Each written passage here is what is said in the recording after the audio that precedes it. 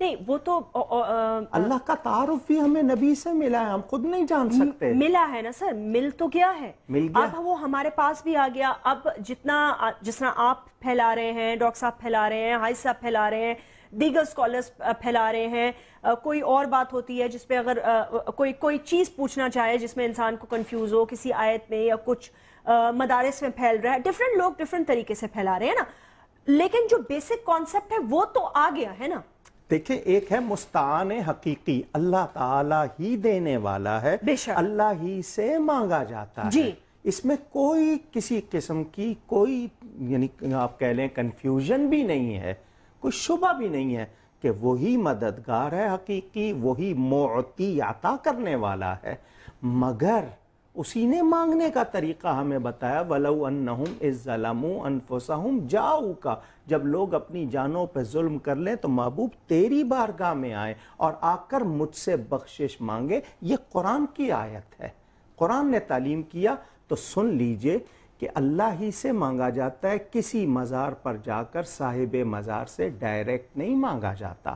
اللہ ہی سے مانگا جاتا ہے، ان کی ذات کو درمیان میں، چونکہ وہ اللہ کے پیارے ہیں، انہی کی وجہ سے برکت ملی. ان کی ایک تو جگہ برکت والی، دوسرا وہ اللہ والے، تو اس جگہ دعا کی قبولیت اور ان کی ذات کو وسیلہ بنایا جاتا. اچھا، یہ اسی بات کو پھر تھوڑا سا مولانا صاحب آگے بڑھاتے ہیں. جیسے آپ نے کہا کہ برکت والی جگہ ہے، اور پھر برکت والی جو جگہ ہوتی ہے یا جو پاک صاف جگہ ہوتی ہے یا جہاں پہ ہمارے اولیاء ہوتے ہیں یا اس طرح کی جو جگہیں ہوتی ہیں، مزارات ہوتے ہیں جہاں لوگ جاتے ہیں، وہاں پر جو دوسری ایکٹیویٹیز دیکھنے میں نظر آئیں، جیسے ڈاکٹر صاحب نے کہا کہ ہم نے تو فتویٰ بھی دیا ہے اور محکمہ اوقاف کو بھی دیا ہے، تو ہم کہلاتے ہیں اہل سنت و جماعت.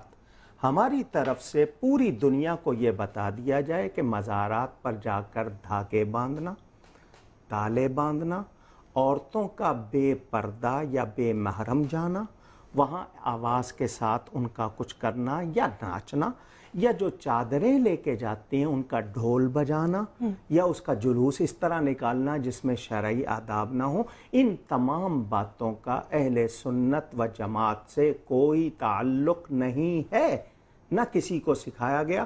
اگر کوئی سجادہ نشین کہلانے والا اپنے سامنے غلط کام ہوتا دیکھ رہا ہے اور چپ ہے، ہم اس کو بھی وارن کرنا چاہتے ہیں کہ وہ اگر اپنی نسبت ظاہر کرتا ہے تو اس کی ڈیوٹی ہے بے شک کہ وہ وہاں خیال رکھے.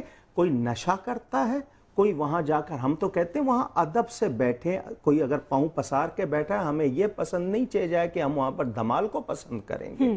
ہاں کسی شخص پر کیفیت طاری ہو جائے جس کو وجد یا حال کی کیفیت کہتے ہیں، خود بخود وہ اللہ کی طرف سے ہوتی ہے، اس میں اگر وہ ہل رہا ہے وہ وجد حال دنیا جانتی ہے.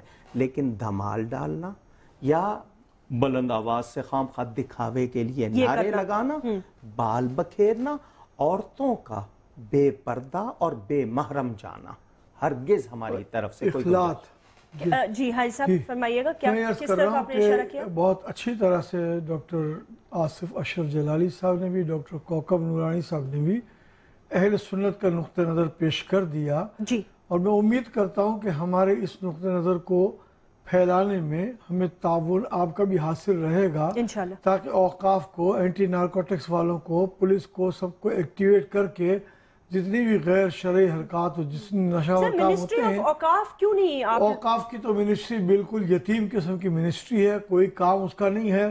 بلکہ اس موقع پر میں ناظرین کی دلچسپی کے لیے کہ خشک ٹاپک ہے یہ بھی عرض کر دوں کہ ایک شاعر نے کہا کہ مجھ سے اے دوست نہ کر میرے تغافل کا گلہ، ہاں مگر گردش ایام کا شکوہ کر لے، زندگی تیرے لیے وقف تو کر دوں لیکن ڈر رہا ہوں کہ اوقاف نے قبضہ کر لے. وہاں سوائے قبضے کے اور جب پیٹی کھلتی ہے تو ہزار ہزار کے نوٹ غائب کرنے کا جو کرپشن ہے، پولیٹکس میں بھی کرپشن ہے، اس میں بھی کرپشن ہے، اور اس کرپشن اور زکوٰۃ کے ڈسٹریبیوشن میں بھی کرپشن ہے، بیت المال تک کی امانت داری کے بجائے وہ کرپشن ہے.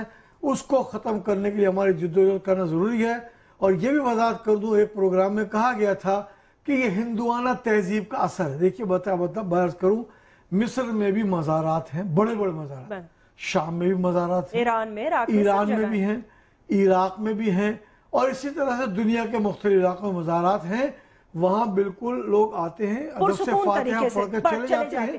ایسا ہی نظام ہماری حکومت کو قائم کرنا چاہیے، اور جو بھی غیر شرعی اقدامات ہو رہی ہیں ہمارے ساتھ تعاون چاہیے، ہمارے لوگ فتویٰ دینے کے لیے تیار ہیں، وہاں کوئی جلسہ رکھنا ہو تو ہم تقریر کر کے سمجھانے کے لیے تیار ہیں کہ یہ حرکات بالکل اس سے امیج خراب ہوتا ہے اور لوگوں کے لیے بہت سارے سوالات۔ دوسری بات یہ کہ ہم یہی کہتے ہیں کہ ان اللہ والوں کو عزت اللہ کی عبادت سے ملی، بے شک، تو آپ لوگ بھی اگر ان کو خوش کرنا چاہتے ہو یا ان کا وسیلہ پیش کر کے ان کی سفارش چاہتے ہو تو وہ کام نہ کرو جو ان کو بھی ناراض کرے۔ ایگزیکٹلی، بلکہ عبادت کرو۔ آپ کو میں ایک بات اور بتا دوں، میرے والد صاحب قبلہ کا عرس ہوتا ہے، دوسرے مقامات پر ہم یہ تلقین کرتے ہیں کہ کپڑے کی چادریں نہ لاؤ۔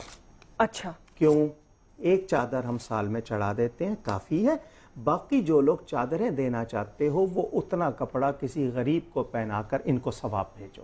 اب دیکھیں نا مولانا صاحب، یہ جو آپ کی باتیں ہیں نا، یہ بہت اچھی باتیں ہیں، یہ بہت اچھا پریسیڈنٹ سوسائٹی میں سیٹ کرتے ہیں۔ ہم نے بتایا، یہی چیز ہم فوکس کرنا چاہتے تھے کہ تمام علماء اس پہ میں نے آپ کو پہلے کہا کہ یہ جتنی حرکتیں وہاں کروائی جا رہی ہیں یہ اہل سنت کے خلاف سازش۔ کیوں؟ سینٹرل ایشیا میں آج بھی دیکھیں مزارات کو، بڑے بڑے مزارات ماشاءاللہ ہیں۔ یہ کیوں ان مزارات سے جو کام ہو رہا ہے وہ نان مسلمز کو پتہ ہے کہ بہت سخت ہے، وہ چاہتے ہیں کسی طرح کے ان مزارات کے تاثر کو توڑ دیا جائے، تو وہ یہ ان کی ساری کاوشیں ہیں کہ مزارات سے لوگوں کو دور کیا جائے۔ کیونکہ سر لاسٹ کامنٹ میں ڈاکٹر جلالی صاحب سے لوں گی۔ ڈاکٹر صاحب، آپ اگر بالکل وقت ختم ہوا جاتا ہے، اگر اپنا لاسٹ کامنٹ آپ دیں، آپ بھی ان تمام باتوں کی ایگری آپ ان سے کر چکے ہیں، تو سر اس کو ختم کرنے کے لیے اب کیا کرنا پڑے گا؟ ہاں بالکل، جو کچھ ڈاکٹر کوکب نورانی صاحب اور محترم حاجی محمد حنیف طیب صاحب فرما رہے ہیں، میں بالکل اس سے متفق ہوں۔ ہم پہلے ہی اس سلسلہ میں پریس کانفرنسیں کر رہے ہیں، ہینڈ بل تقسیم کر رہے ہیں، لیکن آپ ہمارے ساتھ اتنا تعاون کریں کہ ان مزارات کے لحاظ سے جو دوسرا پہلو کچھ لوگ پیش کرتے ہیں، انہیں بت کہتے ہیں یا اس طرح کی باتیں، تو بخاری شریف میں ایسے لوگوں کو خوارج کہا گیا، اور حضرت عبداللہ بن عمر رضی اللہ تعالیٰ عنہ کا قول ہے کہ خوارج جو ہیں وہ بتوں والی آیات ولیوں پہ چسپاں کرتے ہیں اور وہ مخلوق میں سے شریر لوگ ہیں۔